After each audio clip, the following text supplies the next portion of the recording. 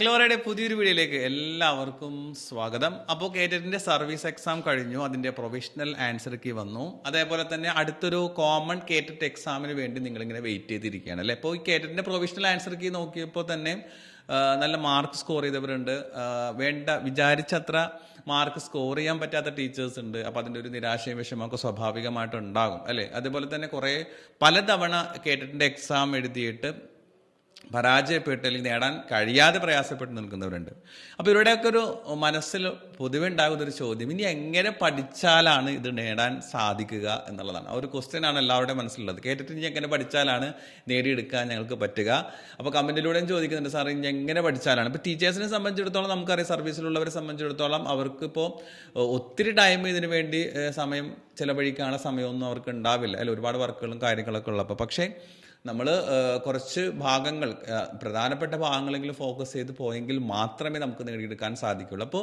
ഇപ്പോൾ നിങ്ങളുടെ മനസ്സിലുള്ളൊരു ചോദ്യമാണ്, എങ്ങനെ പഠിച്ചാലാണ് ഈ കേട്ടിട്ട് നേടിയെടുക്കാൻ സാധിക്കുക എന്നുള്ളതാണ്.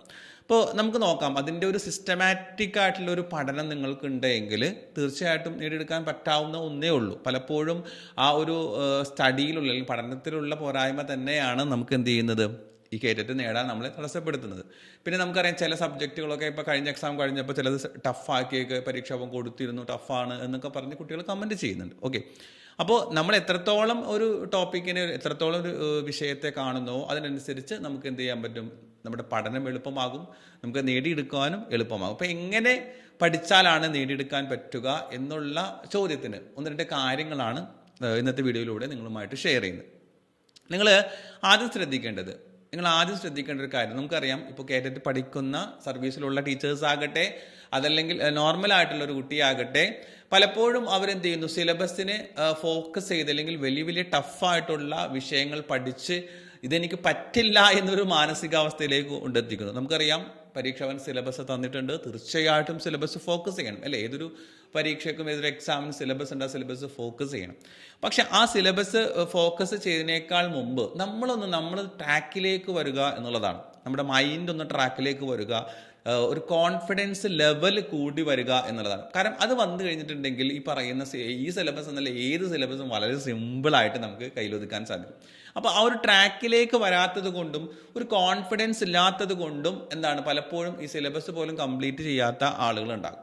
അപ്പോൾ നിങ്ങൾ ആദ്യം ശ്രദ്ധിക്കേണ്ട ഒരു കാര്യം, നിങ്ങളുടെ പഠനത്തെ അല്ലെങ്കിൽ നിങ്ങളുടെ സെൽഫ് കോൺഫിഡൻസിനെ കൂട്ടുവാൻ നിങ്ങൾ ആദ്യം ശ്രദ്ധിക്കേണ്ട ഒരു കാര്യം, പവർ ടോപ്പിക്സ് എന്ന് പറയുന്ന ഒരു ഏരിയ നിങ്ങൾ കണ്ടെത്തുക. പവർ ടോപ്പിക്സ് എന്താണ് ഈ പവർ ടോപ്പിക്സ് എന്ന് പറഞ്ഞിട്ടുണ്ടെങ്കിൽ, നമുക്കറിയാം, നമ്മുടെ മുമ്പിൽ PYQ ഉണ്ടാവും അല്ലെ. കഴിഞ്ഞ കേട്ടിട്ടിന് അല്ലെങ്കിൽ കഴിഞ്ഞ പരീക്ഷകൾക്ക് നടന്നിട്ടുള്ള K1, K2, K3, K4 ഏതുമാകട്ടെ, അതിൻ്റെ പ്രീവിയസ് ആയിട്ടുള്ള ക്വസ്റ്റ്യൻ പേപ്പർ നമ്മുടെ കയ്യിലുണ്ടാവും. ആ ക്വസ്റ്റ്യൻ പേപ്പർ കുറഞ്ഞതൊരു 4 or 5 ക്വസ്റ്റ്യൻ പേപ്പറും നിങ്ങളൊന്ന് അനലൈസ് ചെയ്തിട്ടുണ്ടെങ്കിൽ, ലേറ്റസ്റ്റ് ആയിട്ടുള്ള, പ്രത്യേകം നിങ്ങൾ ശ്രദ്ധിക്കണം, ലേറ്റസ്റ്റ് ആയിട്ടുള്ള ക്വസ്റ്റ്യൻ പേപ്പറാണ് നിങ്ങൾ അനലൈസ് ചെയ്യേണ്ടത്. കാരണം ഈ കേറ്ററ്റ് പരീക്ഷ തുടങ്ങിയ ആ കാലഘട്ടത്തിലുള്ള ചോദ്യങ്ങളെക്കാൾ കൂടുതൽ ലേറ്റസ്റ്റ് ആയിട്ടുള്ള ഒരു ക്വസ്റ്റ്യൻ മെത്തേഡ്സും കാര്യങ്ങളും നിങ്ങൾക്ക് മനസ്സിലാവുന്നുണ്ട്. ഇപ്പോഴും ആ ഒരു പഴയ ഇതിനെ തന്നെ ഫോളോ ചെയ്യുന്ന ആളുകളുണ്ടാവും. പക്ഷേ ക്വസ്റ്റ്യൻ പേപ്പർ നോക്കുമ്പോൾ, അതിനെ അനലൈസ് ചെയ്യുമ്പോൾ നമുക്ക് തന്നെ മനസ്സിലാവും അന്നുണ്ടായൊരു ചോദ്യ രൂപമല്ല ഇപ്പോൾ വന്നിരിക്കുന്നത് എന്നുള്ള. അപ്പോൾ ലേറ്റസ്റ്റ് ആയിട്ട് വന്നിട്ടുള്ള ഒരു 4 or 5 ക്വസ്റ്റ്യൻ പേപ്പർ നിങ്ങൾ അനലൈസ് ചെയ്ത് കഴിഞ്ഞിട്ടുണ്ടെങ്കിൽ,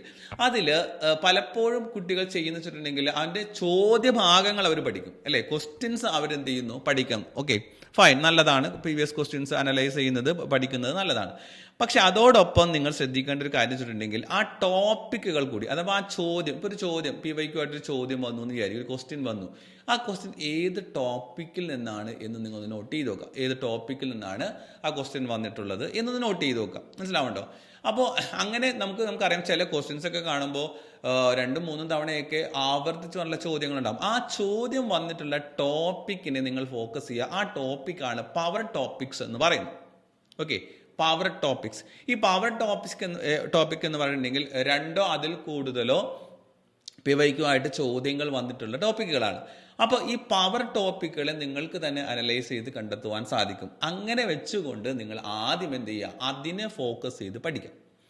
അതിനെ ഫോക്കസ് ചെയ്ത് പഠിക്കുമ്പോൾ ഉള്ളൊരു ഗുണം എന്ന് പറഞ്ഞിട്ടുണ്ടെങ്കിൽ, നമുക്ക് ഇതേപോലെ PYQ ഒക്കെ ചെയ്യുമ്പോൾ നമുക്ക് ആൻസർ ചെയ്യാൻ പറ്റുമ്പോൾ നമുക്കൊരു സെൽഫ് കോൺഫിഡൻസ് വരും. ഓക്കെ, ഇതെനിക്ക് ചെയ്യാൻ പറ്റും, ഞാനൊന്ന് ശ്രമിച്ചാൽ ചെയ്യാൻ പറ്റും. കാരണം സെൽഫ് കോൺഫിഡൻസ് ആണ് ആദ്യം വേണ്ടത്. ഇതെനിക്ക് കഴിയില്ല, ഞാൻ ഇത്ര ഏജ് ആയില്ലേ, ഇത്ര പ്രായമായില്ലേ, പഠിത്തം കഴിഞ്ഞിട്ട് ഇത്രയും ഗ്യാപ്പ് വന്നില്ലേ, ഇതൊക്കെ ചിന്തിക്കുമ്പോഴാണ് സ്വാഭാവികമായിട്ടും പഠിക്കാനുള്ള ഒരു ഇഷ്ടം തന്നെ നമുക്ക് പോകുന്നത്. അപ്പോൾ നിങ്ങൾ ഇവിടെ ചെയ്യേണ്ട ഒരു കാര്യം വെച്ചിട്ടുണ്ടെങ്കിൽ പവർ ടോപ്പിക്സ് എന്ന് പറയുന്ന അഥവാ രണ്ടോ അതിൽ കൂടുതലോ ആവർത്തിച്ച് വന്നിട്ടുള്ള ചോദ്യങ്ങൾ മാത്രമല്ല, ചോദ്യങ്ങൾ പഠിക്കുന്നവരുണ്ടാവും, ആ ടോപ്പിക്കിനെ നിങ്ങൾ എന്ത് ചെയ്യുക, ആദ്യമായിട്ട് ഫോക്കസ് ചെയ്യാം. ക്ലിയർ ആയല്ലോ? അതിപ്പോൾ നിങ്ങൾ മലയാളത്തിലും ഉണ്ടാകും, സൈക്കോളജിയിലും ഉണ്ടാകും, അതുപോലെ നിങ്ങളുടെ മെയിൻ സബ്ജക്ട് ഏതാകട്ടെ, ഓക്കെ, ഇപ്പോൾ EVS അല്ലെങ്കിൽ സോഷ്യൽ സയൻസോ അതിൽ ഹിന്ദിയോ അറബി ഏതുമാകട്ടെ, അതിൽ നമുക്കിത് കാണാൻ സാധിക്കും. ഈ പവർ ടോപ്പിക്സ് എന്ന് പറയുന്ന ഭാഗം നിങ്ങൾ കാണാൻ പറ്റും. അതാണ് നിങ്ങൾ ആദ്യം ശ്രദ്ധിക്കേണ്ടത്. ദെൻ അടുത്തത് ഈസി ടാർഗറ്റ് ടോപ്പിക്സ് ചെയ്യുക എന്നുള്ളതാണ്. അതായത് പലപ്പോഴും കുട്ടികൾ എന്ത് ചെയ്യുന്നു, ഈ സിലബസ് ഫോക്കസ് ചെയ്യുമ്പോൾ നമുക്കറിയാം ഓരോ ഓർഡറിലാണ് പോകുന്നത്. അപ്പോൾ ചില ഭാഗങ്ങൾ, പ്രത്യേകിച്ച് സൈക്കോളജിയിലെ ഭാഗങ്ങളൊക്കെ വരുമ്പോൾ ചിലത് പഠിച്ചു കഴിഞ്ഞിട്ടുണ്ടെങ്കിൽ നമുക്ക് മനസ്സിലാകാതെ വരും, അല്ലെങ്കിൽ പഠിച്ചിട്ട് ഇങ്ങനെ ഓർമ്മയിൽ നിൽക്കാതെ വരും. അങ്ങനെയൊക്കെ സംഭവങ്ങളുണ്ട്. അപ്പോൾ ഇവിടെ നിങ്ങൾ ശ്രദ്ധിക്കേണ്ടത്, നിങ്ങൾക്ക് ഏറ്റവും ഈസി നിങ്ങൾക്ക് മലയാളം എന്ന് വിചാരിക്കാം, അല്ലെങ്കിൽ ഏറ്റവും ഈസി നിങ്ങൾക്ക് സൈക്കോളജി ആണെന്ന് വിചാരിക്കും. ആ ഈസി ടോപ്പിക്സ്, അതിൽ തന്നെ ആ സബ്ജക്റ്റിൽ തന്നെ ഈസി ആയിട്ടുള്ള ടോപ്പിക്സുകൾ നിങ്ങൾ ആദ്യം ഒന്ന് ഫോക്കസ് ചെയ്യുക. അവിടെയും ലക്ഷ്യം എന്ന് പറഞ്ഞാൽ നിങ്ങൾക്കിത് പറ്റുമെന്ന് നിങ്ങളുടെ മൈൻഡിനെ ഒന്ന് ബോധ്യപ്പെടുത്തുക എന്നുള്ളതാണ്, സെൽഫ് കോൺഫിഡൻസ് കൊണ്ടുവരിക എന്നുള്ളതാണ്. ഓക്കെ, അത് നിങ്ങൾ ഓട്ടോമാറ്റിക് വന്നിട്ടുണ്ടെങ്കിൽ ഓട്ടോമാറ്റിക്കലി നിങ്ങൾക്ക് ടൈം ഉണ്ടാവും, നിങ്ങൾക്ക് പഠിക്കാനുള്ള ഒരു താല്പര്യം ഉണ്ടാകും. മനസ്സിലാവുന്നുണ്ടാവും? ഇത് നിങ്ങൾക്ക് പറ്റില്ല എന്നൊരു തോന്നൽ വരുമ്പോഴാണ് പലപ്പോഴും ഇത് പ്രയാസമായിട്ട് തോന്നുന്നത്. അപ്പോൾ ഈസി ടോപ്പിക്കിനെ ടാർഗറ്റ് ചെയ്തുകൊണ്ട് നിങ്ങൾ എന്ത് ചെയ്യുക, മുന്നോട്ട് പോവാം. ഓക്കെ, ദെൻ അടുത്തതാണ് SCERT ടോപ്പിക്സ്. SCERT നമുക്കറിയാം, പാഠപുസ്തകങ്ങളുമായിട്ട് ബന്ധപ്പെട്ടുകൊണ്ട് ചോദ്യങ്ങൾ വരുന്നുണ്ട്. ഓക്കെ, ഇപ്പോൾ നമ്മൾ സൈക്കോളജി എടുക്കുമ്പോൾ തന്നെ ക്ലാസ് റൂം ബേസ് ആയിട്ടുള്ള ചോദ്യങ്ങൾ വരുമ്പോൾ തന്നെ നമ്മുടെ ക്ലാസ് റൂം ലെവലിൽ ചോദ്യങ്ങൾ വരുന്നുണ്ട്. SCERTയിൽ തന്നെ ഇപ്പോൾ EVS ആയിരുന്നാലും അതല്ലെങ്കിൽ സോഷ്യൽ സയൻസ് ആയിരുന്നാലും SCERT ബേസ് ടെക്സ്റ്റ് ബേസിലുള്ള ഇത് വരുന്നുണ്ട്. അപ്പോൾ അതിനെ നമ്മൾ എന്ത് ചെയ്യും, ചിലപ്പോൾ നമ്മൾ ഈ പഠിച്ച പവർ ടോപ്പിക്കിലോ അല്ലെങ്കിൽ ഈസി ടാർഗറ്റിലോ ഉള്ള ടോപ്പിക്കുകളൊക്കെ തന്നെ ആയിരിക്കാം. അപ്പോൾ അഡീഷണൽ ആയിട്ട് പോയിന്റുകൾ ഉണ്ടെങ്കിൽ അതും കൂടി നമ്മൾ എന്ത് ചെയ്യുന്നു, ഒന്ന് ഫോക്കസ് ചെയ്തിട്ട് ആ ഒരു SCERT ടോപ്പിക്സ് കൂടി നമ്മൾ ഇതാക്കാം. ഓക്കെ, ദെൻ റിവിഷൻ ഫോക്കസ് ചെയ്യുക. നിങ്ങൾ റിവിഷൻ എന്ത് ചെയ്യണം, റിവിഷൻ ഫോക്കസ്. ഇതൊക്കെ പഠിച്ചു കഴിഞ്ഞാലും ഓക്കെ, ഇത് ഇവിടെ നിങ്ങൾ മനസ്സിലാക്കേണ്ടത് ഇത് മാത്രം പഠിച്ചു പോകണം എന്നുള്ള അർത്ഥത്തിലല്ല ഞാൻ ഈ പറയുന്നത് കേട്ടോ. അങ്ങനെ തെറ്റിദ്ധരിക്കരുത്. സിലബസ് നിങ്ങൾ ഒഴിവാക്കുക എന്നുള്ളത് നല്ല ഞാൻ പറയുന്നത്. ഇത് നിങ്ങൾക്ക് പഠിക്കുമ്പോൾ നിങ്ങൾക്ക് അത്യാവശ്യം ഓക്കെ കുഴപ്പമില്ല, എനിക്ക് പഠിച്ചാൽ കിട്ടാവുന്നതേ ഉള്ളൂ എന്നുള്ളൊരു കോൺഫിഡൻസ് ലെവൽ കൂടി വരും.